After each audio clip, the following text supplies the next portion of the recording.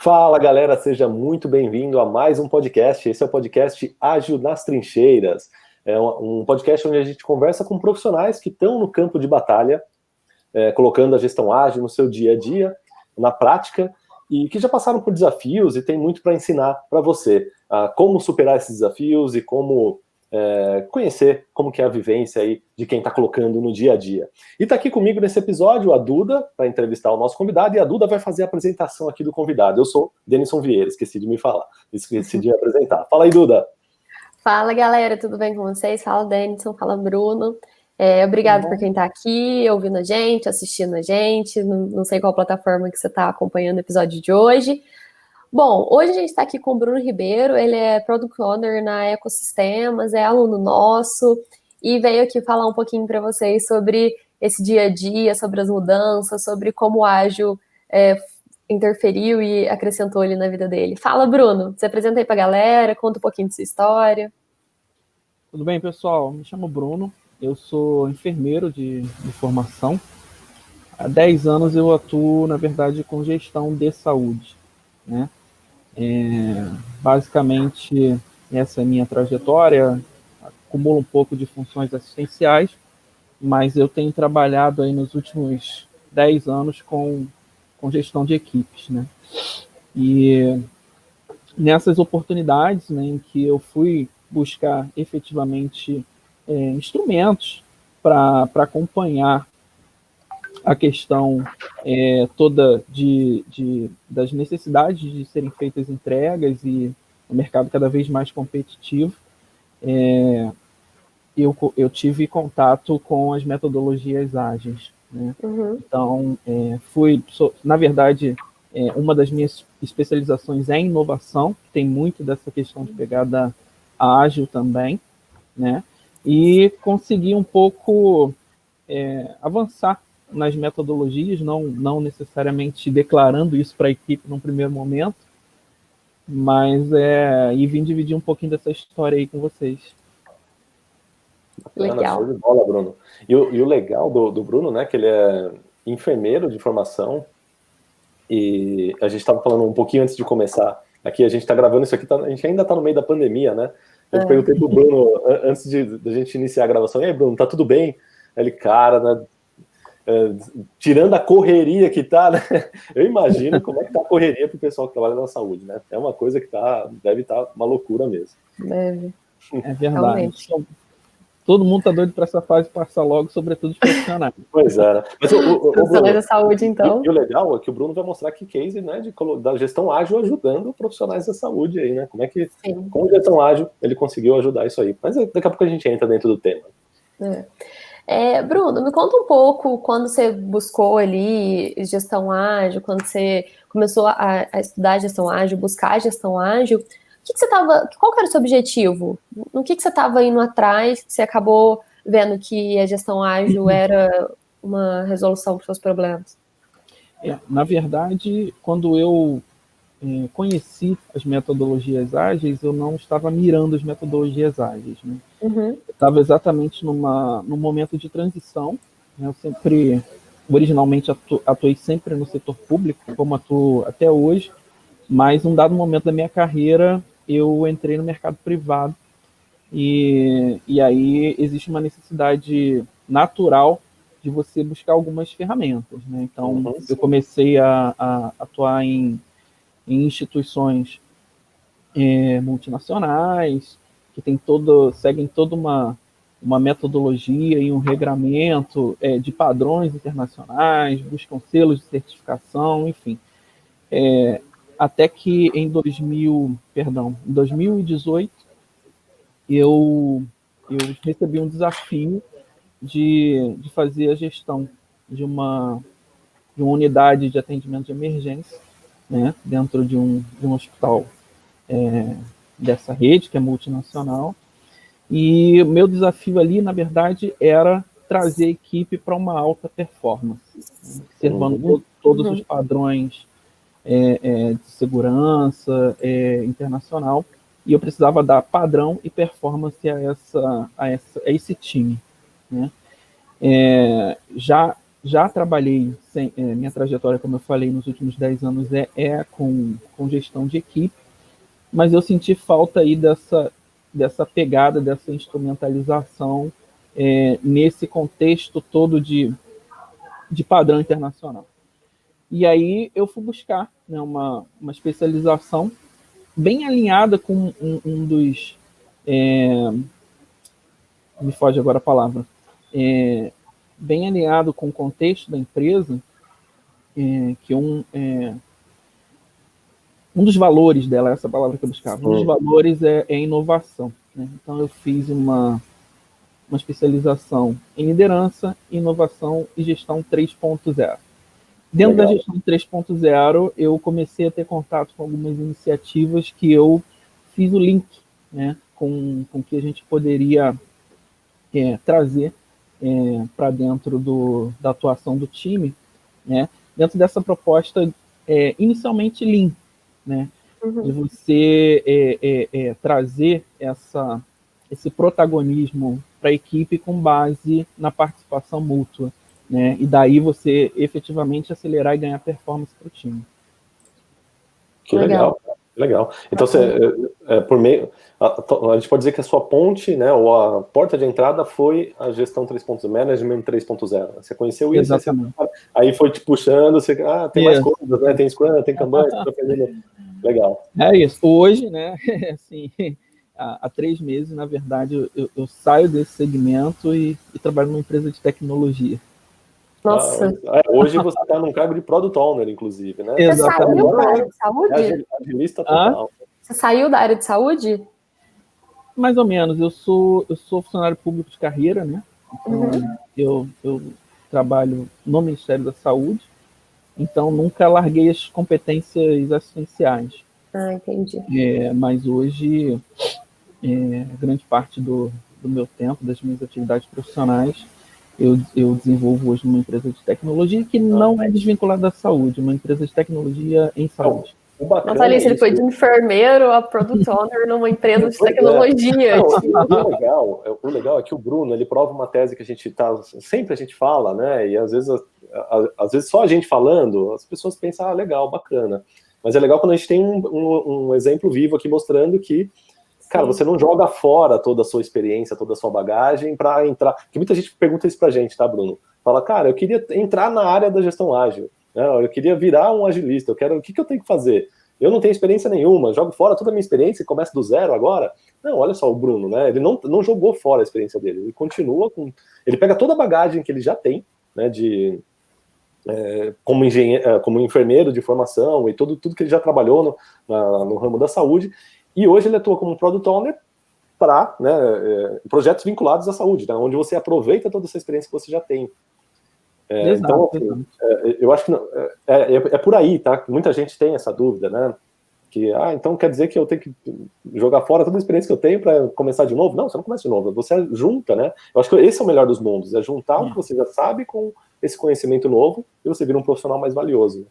Sim, isso meio que para mim aconteceu, né? Eu não recebi o script, né? Você nem buscou isso, né? A partir de agora você vai ter que atuar dentro desse processo, enfim, você precisa implantar isso.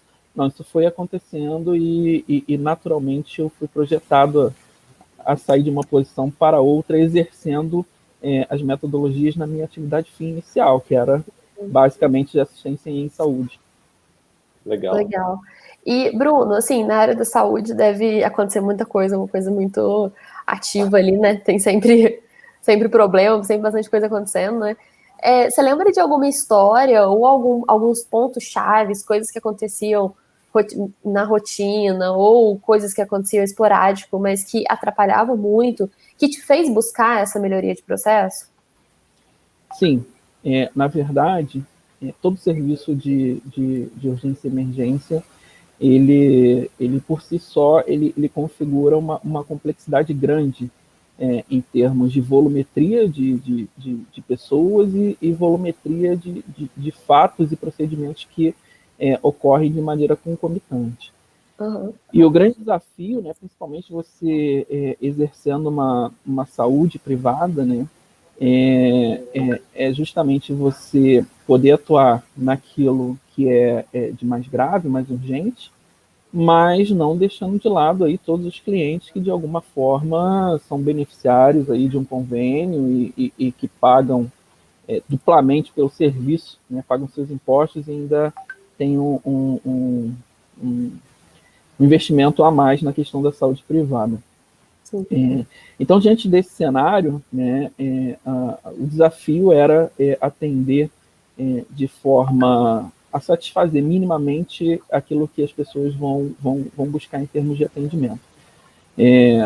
A bem da verdade, a gente culturalmente a gente utiliza muito essa porta de entrada, pelo dia a dia mesmo. Você tem um problema ainda que relativamente simples, normalmente pela celeridade, por conseguir um exame no mesmo dia, por conseguir um atendimento médico sem ter que agendar, as pessoas acabam procurando serviço de emergência. E aí o desafio dessa equipe é atender bem essas pessoas, né, que por motivos próprios procuram a emergência, e o paciente clássico de emergência, né, que é o paciente que tem um grande sofrimento, um grande problema. E como separar isso, né? Esse acaba sendo um grande desafio aí de todas as equipes que atuam nesse processo. Eu imagino, porque é crítico, né? E é diferente de... A gente fala muito de gestão ágil, e normalmente o pessoal associa... claro, né, é mais usado em, sei lá, no escritório para organizar outros tipos de trabalho, né? Outros tipos de processo, no escritório de marketing, de TI, aqui da Mindmaster mesmo a gente usa. E a criticidade de uma... emergência. Está organizando aqui, né? Não, atrasou a tarefa. Tudo bem, né? Às vezes vai ter alguma consequência financeira, alguma consequência, mas para o pessoal da saúde, cara, não dá. Se atrasou um paciente ali, pode ser questão de vida ou morte, né? A gente está é outro nível de cuidado. A consequência é enorme. Né? Sim, sem dúvida alguma. E aí, nessa perspectiva, a gente iniciou um trabalho, né, onde parte do grupo, né, as lideranças, elas tinham uma maior consciência metodológica, né, daquilo que a gente propôs, e parte do grupo tinha um entendimento que a gente estaria implementando mais uma rotina. Né? Como a proposta é realmente, né, uma proposta de atenção às melhorias contínuas e engajamento do time, né, no sentido de você tornar o processo empurrado e não puxado e não empurrado, né? Isso traz, num primeiro momento, a sensação mesmo de você estar sendo útil no sentido de ser protagonista naquilo que se faz, ou seja, fazer realmente a diferença, e nisso você já começa a trazer um viés de trabalho diferente, né? Então, as pessoas, elas, por mais esforço que façam aí ao longo do dia, e normalmente é realmente um trabalho que tem um empreendimento grande de energético aí por parte dos profissionais. Os profissionais, eles conseguiam tangibilizar muito daquele trabalho que inicialmente eles sentiam de fato enxugando gelo, né? Olhar para o final do processo e ver o pronto, né? Isso foi bem interessante. Nossa, e se você vê que na área da saúde, que é uma coisa super prática, que realmente você está fazendo ali, né, colocando a mão na massa, os profissionais já se sentiam de fora ou fazendo coisas que não fazia sentido. Imagina em escritório, área de serviço, que é super mais ideal, assim, né?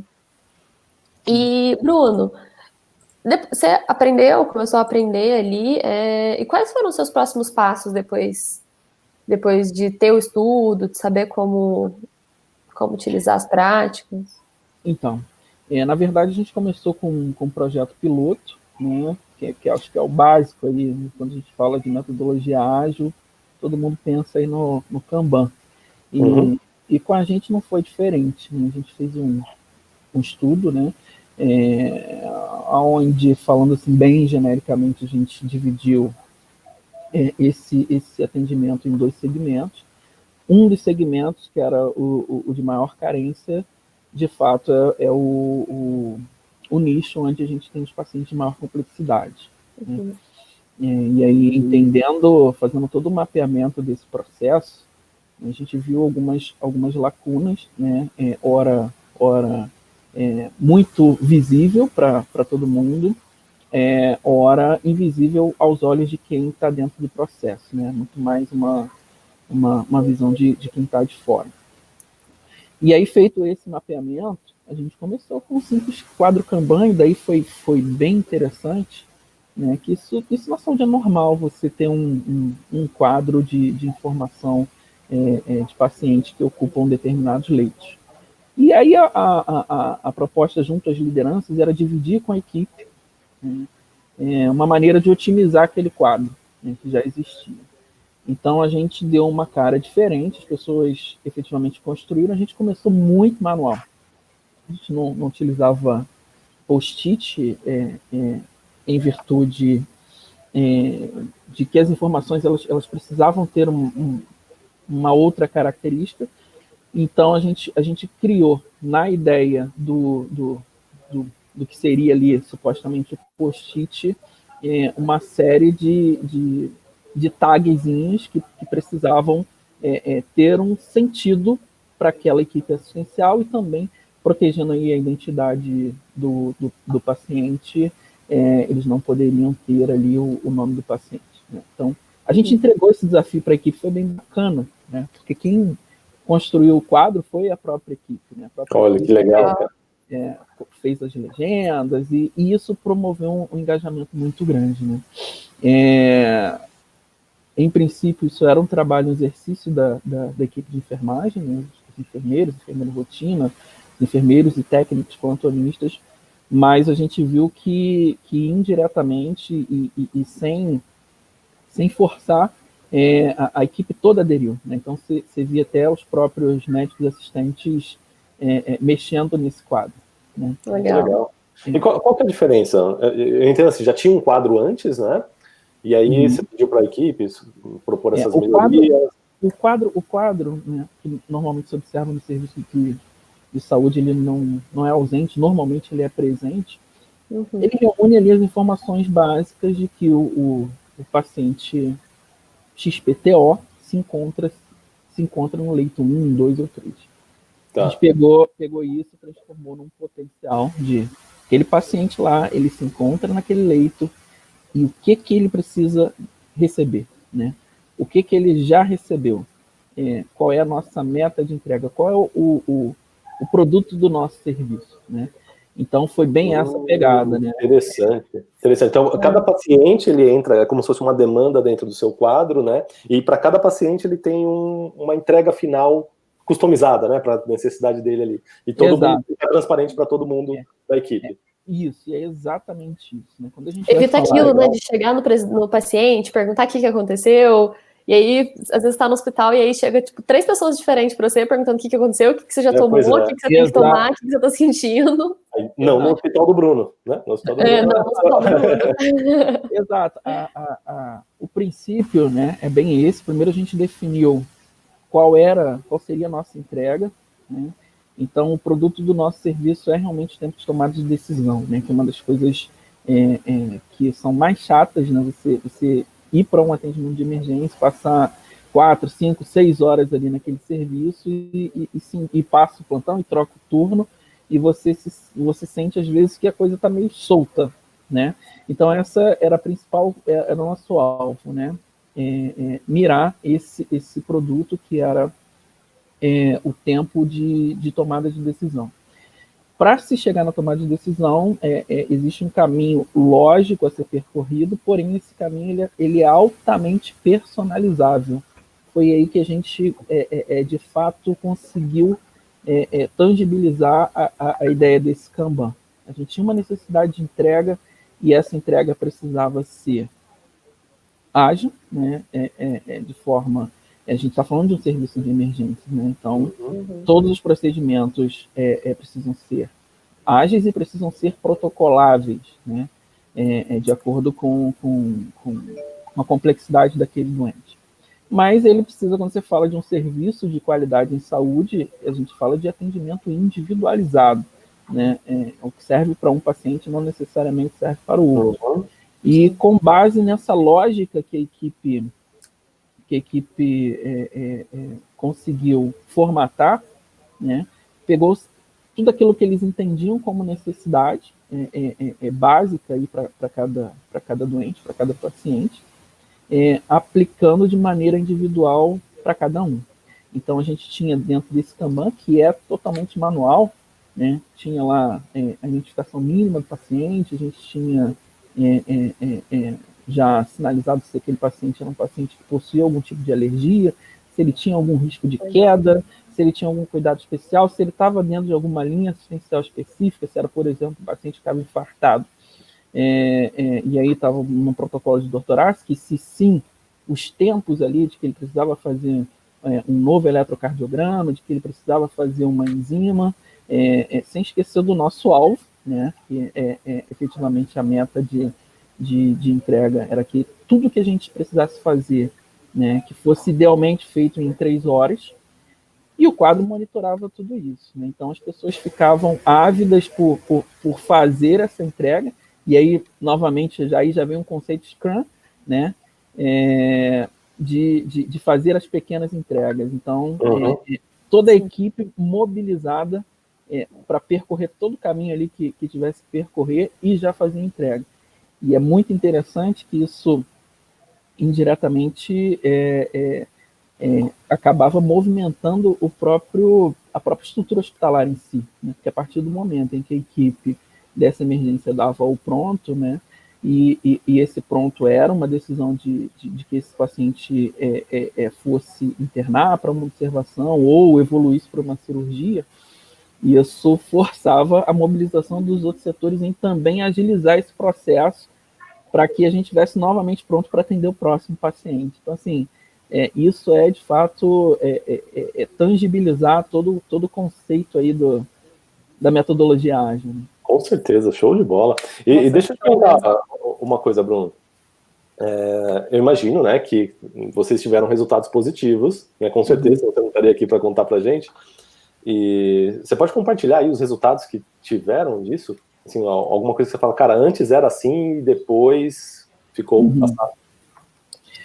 Eu posso dizer, né, no início da nossa conversa, eu falei que a gente, essa realidade, esse contexto de aplicação foi dentro de um hospital privado, que trabalha com muitas métricas, muitos indicadores de performance, né? E até reiterando que o desafio, né, quando eu topei o desafio de ir para essa instituição, era realmente fazer com que aquela equipe performasse melhor. Isso se traduziu numa melhora de indicadores qualitativos e quantitativos. A unidade de emergência trabalha muito, todos os protocolos trabalham muito na questão do tempo de procedimentos em si. Não estou falando do tempo de atendimento, mas tem muitos protocolos que envolvem o início de uma medicação em determinado momento certo para entrar, e a gente saiu de uma realidade para outra, né? A gente conseguiu realmente atingir a grande maioria dos indicadores e performar bem num quadro totalmente oposto ao quadro anterior, que não era de qualidade ruim, não. A gente só passou a ter mas conseguiu melhorar, né? E uma assim, eficiência maior. Melhora de eficiência numa equipe de saúde, cara, são vidas a mais salvas, né? Exato. O paciente melhor. Desculpa, não, uma coisinha, Duda. Você tem algum exemplo de indicador, só para... eu ia falar exatamente isso, porque às vezes a gente fica falando, melhorou o indicador, mas aí às vezes a galera tá ouvindo a gente, tipo, na prática mesmo, assim, ou como ideia de... Nessa unidade... Menos pessoas morreram, menos pessoas ficaram doentes. Nessa unidade se trabalhava muito a questão dos índices de performance em 3 protocolos assistenciais, né? Um protocolo era o protocolo do infarto, né, que a gente chama de protocolo de dor torácica.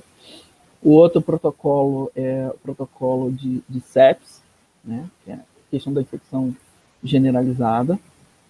E um terceiro protocolo é o protocolo de AVC, né, o atendimento precoce às pessoas com vítimas aí de acidente vascular cerebral.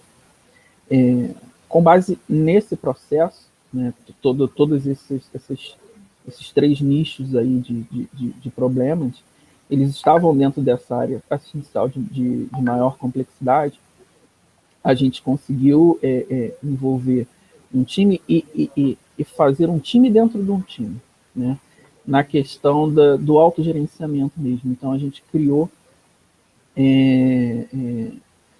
o que a gente chamou de time de resposta rápida. Então, para esses pacientes, numa visão protocolar, né? Se o paciente entra infartado no hospital, ele tem que ganhar um eletro em até 10 minutos. O paciente com sepsis, ele tem que receber o antibiótico em até 1 hora.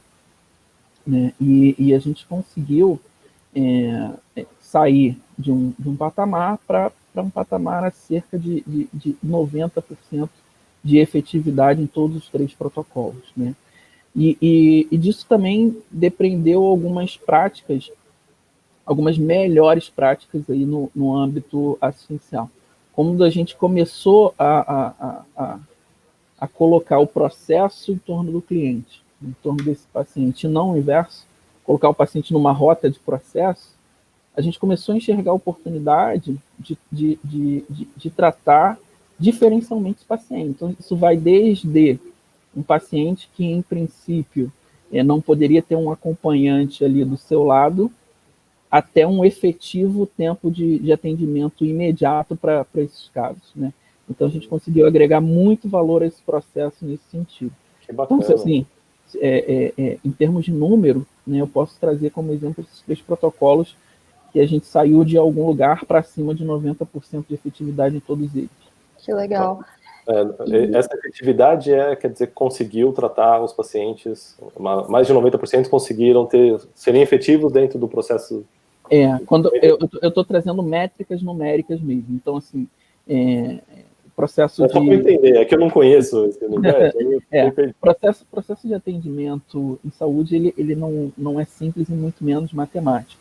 Mas o que eu estou te dizendo mais de 90% dos pacientes com quadro de dor torácica que precisavam ganhar um eletro em até 10 minutos e ter esse tempo de atendimento para o médico, recebiam. Mais de 90% dos pacientes que chegavam com suspeita de sepsis, que é infecção generalizada, recebiam o antibiótico que precisava receber em até 1 hora. Então, na verdade, assim, você garantiu em mais de 90% a eficiência do processo que aquele paciente precisava, né? Daquilo que exatamente. Dentro desses casos legal, aí. Muito legal. Isso é melhor, é um cenário melhor do que o passado. Ou seja, a gente melhorou o atendimento. Eu já está se sentindo atendente, enfermeiro. Amanhã ele abandona a mãe de máscara. Não, vou virar enfermeiro. Mas assim, conseguiu melhorar então o atendimento, né, geral de todos os protocolos. Muito bom isso. Numa outra perspectiva, né, quando você fala assim dos pacientes que são atendidos com menor complexidade, a gente conseguiu atenuar bastante tempo de atendimento. Que sentido?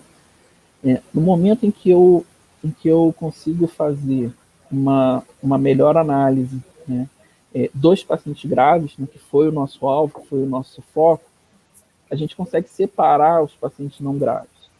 E aí, com essa separação, a gente mudou rota mesmo dentro do hospital. Né? Então, a gente acabou indiretamente também beneficiando esses outros pacientes que numa rota de atendimento ali mais rápido, que são os pacientes que vão entrar numa unidade hospitalar e não será necessário fazer nenhum tipo de intervenção, nenhum tipo de exame. Então, a gente conseguiu já projetar um time de médicos que tem esse perfil, né, de atender esses pacientes com base numa ênfase no exame clínico, sem necessidade de investir muito em exame complementar. Então, também a gente conseguiu melhorar o tempo de atendimento desses pacientes também. Vocês deram mais para aqueles que estavam precisando, tirou um pouco daqueles que estavam com coisa demais, né? Na verdade, estava usando recursos desnecessários. Reorganizar a casa. Reorganização de recursos, é exatamente isso. Muito bom, cara. Nossa, que legal. Agora, então, assim, Bruno, você diria que você conseguiu ali o que você estava procurando? Sim. E aí, o que eu queria era a oportunidade de contar essa história, porque, assim, de verdade, eu sabia qual era a proposta, porque eu tinha todo um ferramental por trás. Mas, na verdade, isso é praticado de alguma forma, né? Pelo menos no âmbito da saúde, eu imagino que em outros nichos também, né? As metodologias, elas têm alguma aplicação, elas só não são feitas de uma maneira mais técnica, né? Então, assim, entendendo aí qual foi o início dessa proposta, a gente começou a fazer a tornar um momento de round, que no hospital se chama round, quando você você para discutir sobre cada paciente com toda a equipe. Tá. Então a gente transformou isso em daily, né? A gente fez um briefing, propôs um briefing inicial para a equipe, então sempre que a equipe chegava no plantão, a gente tinha esse brainstorm, que na verdade nada mais era do que uma daily, né, onde a gente tinha ali o panorama do plantão. Então a gente já sabia se a gente tinha alguma falta no plantão, se a gente tinha algum recurso que por algum motivo naquele momento não estava funcionando ou funcionando precariamente. Exemplo, a máquina que processa lá os exames de sangue, ela quebrou. Portanto, a gente está fazendo o exame num laboratório parceiro, próximo ao hospital, mas isso depende de um deslocamento externo. Então, a gente precisa ter uma estratégia para isso. E ficava todo mundo sabendo aquilo ali de uma vez, antes de alguém precisar daquilo e descobrir que não tinha, né? E é o fundamento da daily, né? Da reunião diária. Todo mundo da equipe saber os problemas e estar transparente para todo mundo. Exatamente. E aí a gente, por necessidade, né, e já é uma característica do hospital, a gente adaptou, e, enfim, durante o plantão a gente tinha 3 dailies, né, que na verdade se transformavam em um briefing inicial no início do plantão para entender a dinâmica de como a gente está recebendo esse plantão, como é que está a equipe, se tem algum membro da equipe que está lá, mas ele não está bem, então ele vai atuar numa outra posição. No meio do plantão, a gente fazia o que a gente chama de uma reunião de segurança, mas na verdade era uma nova day, naquele panorama que a gente tinha ali naquele momento. E ao final de cada plantão a gente fazia aí um novo briefing também, uma nova daily para entender aquilo que não deu certo e já passar aí como recomendação. Uma retro diária, né? Também. Uma retro diária como ponto de atenção para o próximo plantão.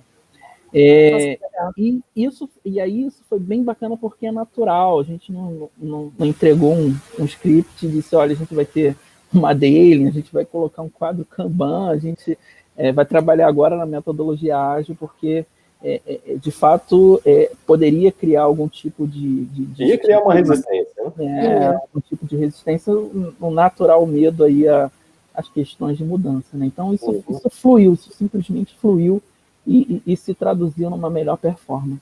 Muito bom, nossa, parabéns. que incrível, de verdade. Muito legal. Parabéns agora, mesmo, Bruno. Uma outra questão que eu julgo ter sido fundamental para esse processo foi a questão do patrocínio, né?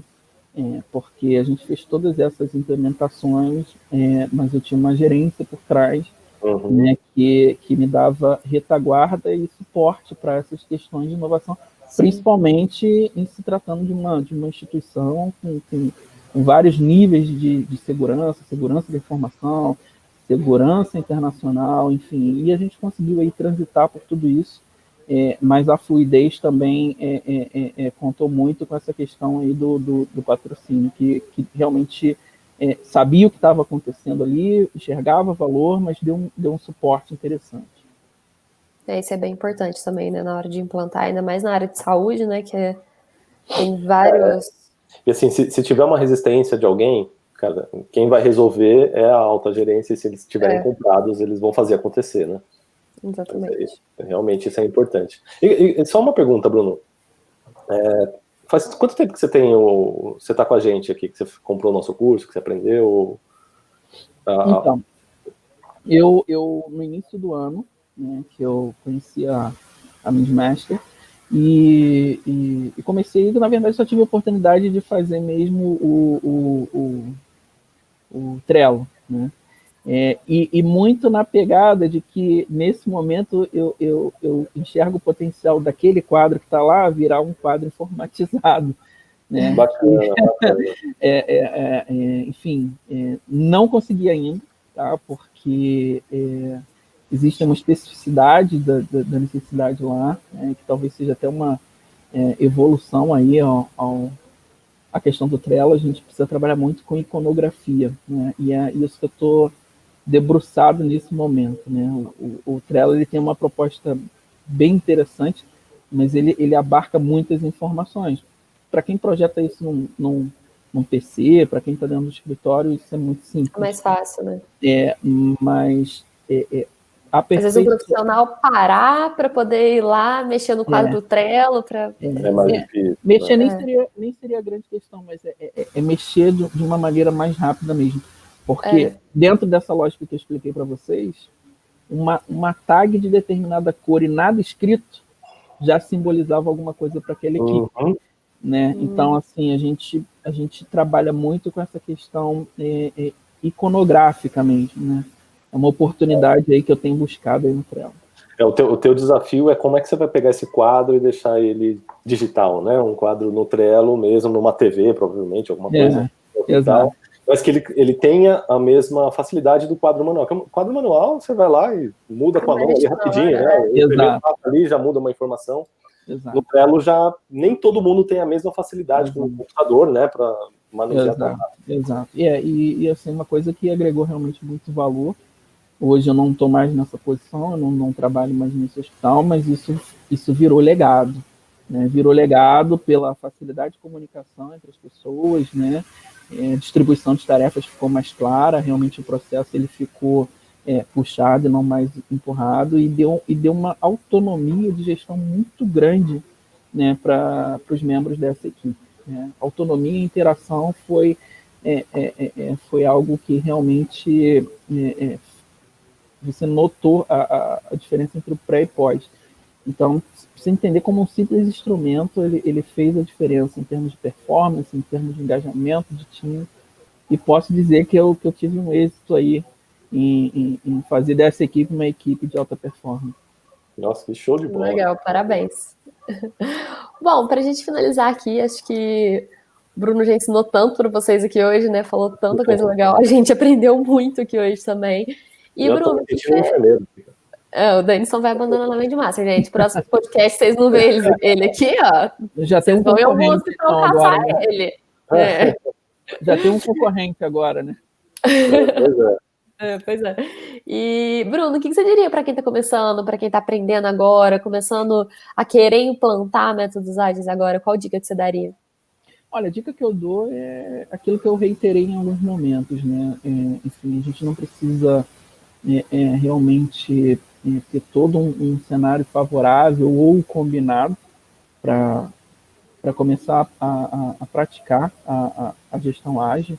Eu acho que o principal disso é realmente você ter um mínimo ali de conhecimento na ferramenta, e nesse aspecto eu acho bem interessante a metodologia e o material de vocês, né?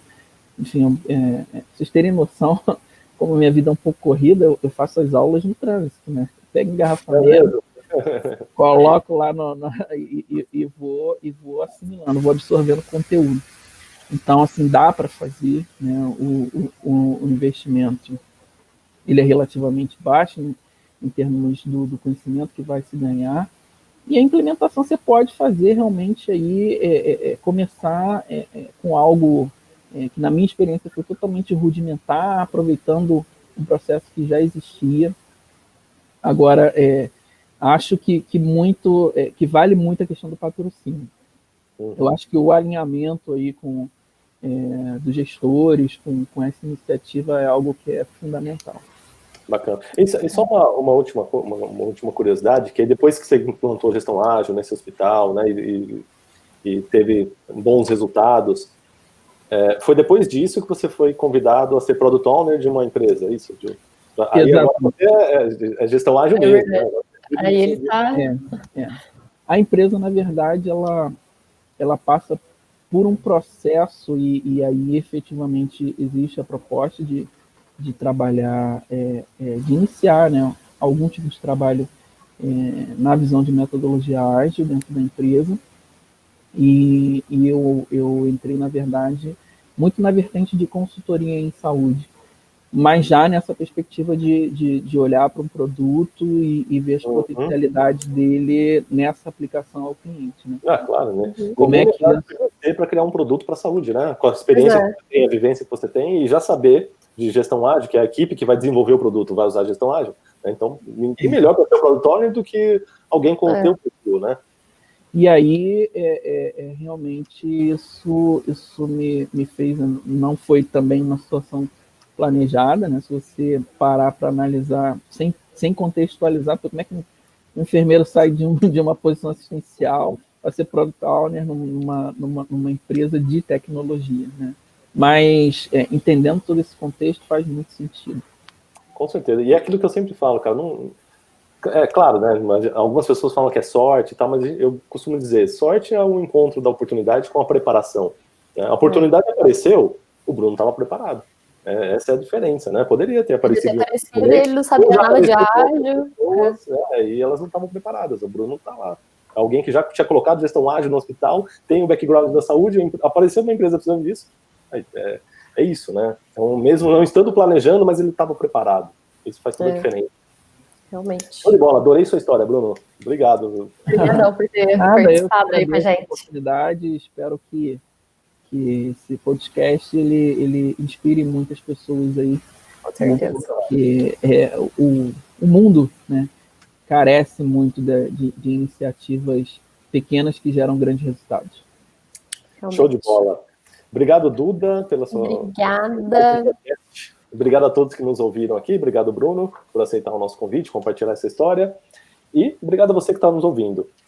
Vamos fazer a despedida de sempre, Duda? Duda, eu não conheço a despedida, como é que é? Um abraço e seja ágil. Seja ágil. Valeu.